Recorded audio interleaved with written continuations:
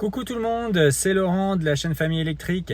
Alors aujourd'hui je veux qu'on parle du salon de l'automobile, le mondial de l'automobile de Paris, qui ouvrira ses portes le 15 octobre jusqu'au 20 octobre prochain.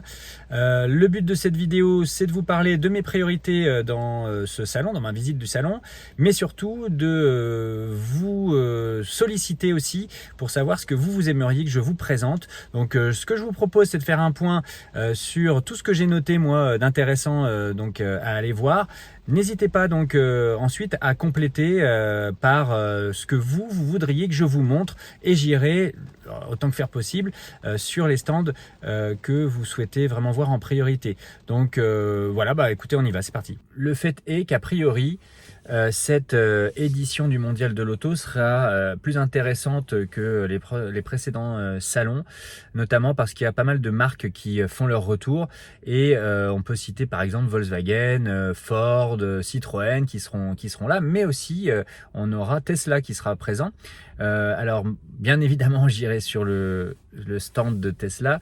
J'espère pouvoir y découvrir en chair et en os le Cybertruck, parce que j'ai pas eu encore l'occasion de m'en approcher. Voilà, si on peut s'en approcher, monter dedans, voilà, je serai je pense comme un enfant, donc j'ai envie d'aller voir ce Cybertruck. Est-ce qu'on aura la chance de découvrir le modèle Y Juniper? J'y crois pas trop, mais bon, en tout cas j'irai faire un tour sur le stand de Tesla pour voir ce qu'ils mettent en avant. Ça sera intéressant aussi face à la concurrence de voir ce sur quoi ils axent en fait leurs efforts. Autrement, donc, bon, il y a pas mal de modèles qui sont électrifiés et sur lesquels, bien sûr, j'irai jeter un œil. L'Alfa Romeo Junior, l'Alpine A390, forcément. Également, ce qui m'intéresse, donc, c'est la présence très forte des constructeurs chinois qui sont obligés d'adapter leurs tarifs aux taxations européennes qui sont elles aussi très très fortes. Et donc, par exemple, on aura GAC, on aura Leapmotor. Sur Leapmotor, justement, ça fait partie de mes focus à moi. Donc j'aimerais aller voir le C10 ou la C10, comme vous voulez, qui est donc le petit, enfin pas le petit, le SUV de Leapmotor, qui est affiché aux alentours des 35 ou 37 000 euros en prix de base. Ça m'intéresse d'aller le découvrir. A priori, les premiers retours sont pas mauvais. Bon, il faudra regarder bien entendu les caractéristiques de recharge et pouvoir l'essayer. Ça serait génial. Il y a des essais, alors je vais essayer. Je vais essayer d'essayer. Donc le Leapmotor, la T-Zero 3 pour le fun quand même, aller voir concrètement ce que c'est que cette petite voiture, la vraie et la plus abordable du marché français et européen, hein, avec peut-être la IC3.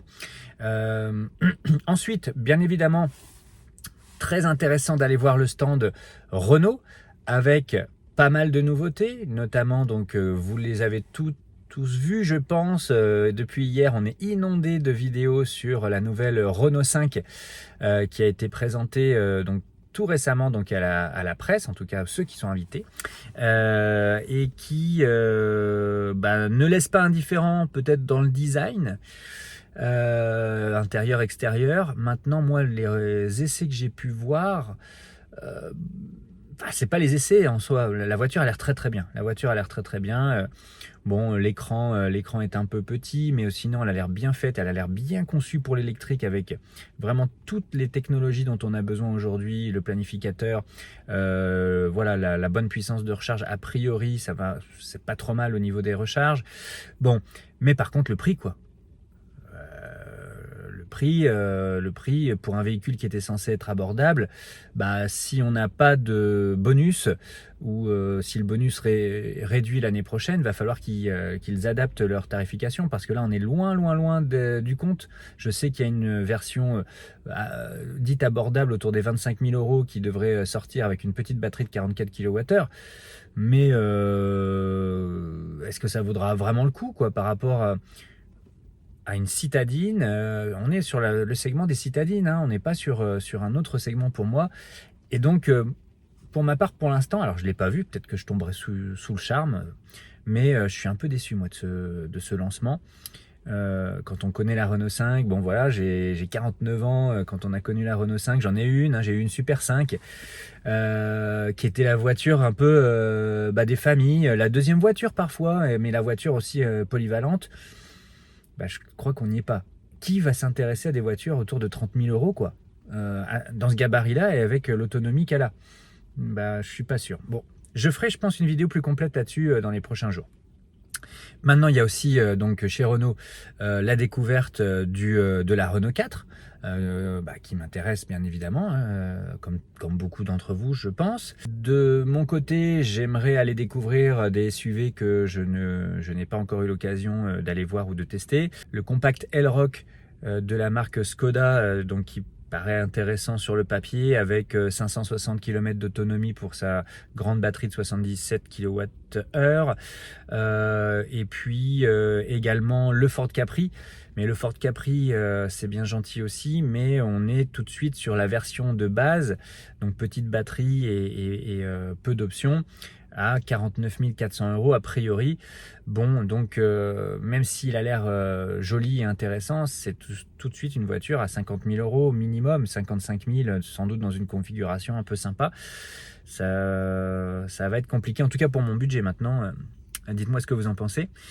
J'ai essayé en court essai le Ford Explorer très récemment. J'ai pas filmé parce que a priori, il devrait me proposer un essai long sur ce véhicule, qui est pas mal, qui est intéressant aussi. Il faut le tester plus en profondeur et qui semblerait plus abordable.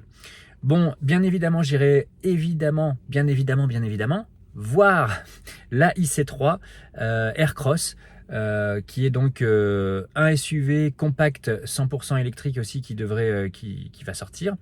A priori, on a donc un gabarit qui fait 4,40 m de long et donc un look un petit peu agressif et moderne. Donc on nous parle de 113 chevaux au niveau du moteur et d'une batterie de 44 kWh avec une autonomie d'environ 300 km. Donc bon, intéressant à aller voir aussi et découvrir. La Kia IV3, donc là aussi c'est un véhicule qui a de l'ambition, qui est susceptible peut-être de me plaire, à voir en termes de coffre, parce que moi ce qui m'importe là aussi c'est de garder du volume de coffre. Bon, à voir si ça sera suffisant pour mon besoin, mais en tout cas j'irai le voir. Je ne sais pas si vous, c'est un véhicule qui vous intéresse. Alors on nous dit donc que c'est un véhicule qui fait, grâce à une batterie de 81 kWh, qui a une autonomie de 600 km, donc bon, c'est plutôt pas mal à voir quand même. Il doit quand même consommer un peu, je pense. Mais bon, voilà, là aussi c'est un beau véhicule, j'aimerais bien aller l'essayer.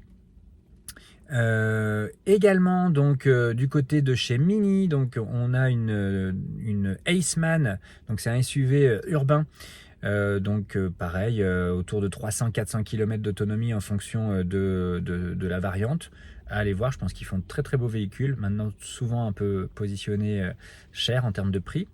J'irai bien évidemment jeter un œil aussi sur le stand de Stellantis Peugeot pour aller découvrir la i5008, donc qui est donc possiblement un SUV donc intéressant avec 7 places, positionné en premier prix en dessous de 47 000 €, donc pouvant bénéficier du bonus écologique. Donc j'irai bien entendu le voir. J'irai voir bien entendu la i3008. Voilà, je suis pas fan, hein, d'après ce que j'ai vu de ces modèles. Je suis pas fan de leur prix non plus. Il y a des grosses autonomies qui sont lancées. Aller voir. Voilà, à aller voir. Est-ce que certains d'entre vous sont intéressés par de l'hybride? Parce que si oui, j'ai repéré qu'il y avait chez Dacia, je reviens sur le groupe Renault, tant pis, c'est un peu décousu, mais bon, vous m'en voudrez pas. Il y a le Dacia Bigster qui devrait être présenté. Il est attendu depuis très longtemps a priori. Voilà, c'est un SUV qui fait 4,60 m de long, qui va viser un petit peu l'Arcana de chez Renault. Voilà, si vous le souhaitez, j'irai jeter un œil. C'est pas vraiment ma tasse de thé. Vous savez que pour moi, l'hybride, c'est pas la motorisation qui m'intéresse le plus. L'hybride rechargeable encore moins.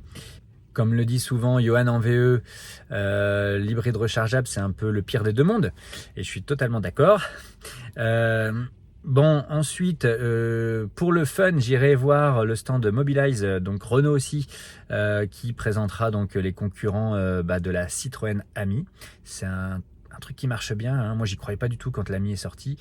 Et finalement, ça répond à pas mal, ça coche pas mal de cases pour des citadins, pour des gens qui n'ont plus le permis, pour des jeunes aussi qui ont un problème de mobilité pour aller donc dans leur formation, les lycées, etc. Je sais même qu'il y a des missions locales qui investissent dans des amis pour leurs jeunes, pour leur permettre de facilement aller faire un entretien, voilà, notamment dans les campagnes profondes de la Seine-et-Marne, ça a un intérêt. Voilà, pour pas faire beaucoup de kilomètres quand même, mais ça a quand même un intérêt, c'est pas trop cher. J'irai voir les nouveautés donc chez Audi, la A6 e-tron. Je serai en tout cas sur le stand Xpeng avec beaucoup d'intérêt. Normalement, ce vendredi, j'essaye le Xpeng G6. J'ai pas trop de nouvelles de la réservation parce que normalement, je crois qu'on devait recevoir un mail de confirmation. Je ne l'ai pas reçu, mais j'ai prévenu déjà que je voulais filmer cet essai pour vous montrer comment ça se déroule, un essai Xpeng. Vous avez déjà vu plein de vidéos, je pense, pour certains d'entre vous, sur des tests, sur des essais du Xpeng G6. Je voulais vous montrer parce que c'est un essai qui peut être intéressant à domicile. Et donc oui, Xpeng me plaît bien, le G6 évidemment, le G9 est un peu cher. Mais en tout cas, ouais, le Xpeng, c'est une marque que je suis parce que je trouve que au niveau tarif et au niveau prestations, ils sont vraiment très balèzes. J'ai oublié de dire que j'allais aller jeter bien entendu un œil et même plus qu'un œil sur le stand de BYD pour aller un peu voir aussi un peu comme pour Tesla, voir ce qu'ils mettent en avant parce que là on est vraiment sur une lutte à mort entre les deux, je pense, qui est partie, et puis voir s'il n'y a pas des modèles aussi intéressants avec des offres sympas en ce moment. Voilà, ça aussi c'est le but, essayer de relever les offres qui seraient sympas et puis de vous les mentionner dans une prochaine vidéo après le salon. Voilà, cette fois j'ai fait le tour à peu près de mes priorités. Je vais sans doute découvrir des choses que je ne vais pas encore pointer en y allant. Bon, maintenant c'est une journée, ça sera le 14 octobre.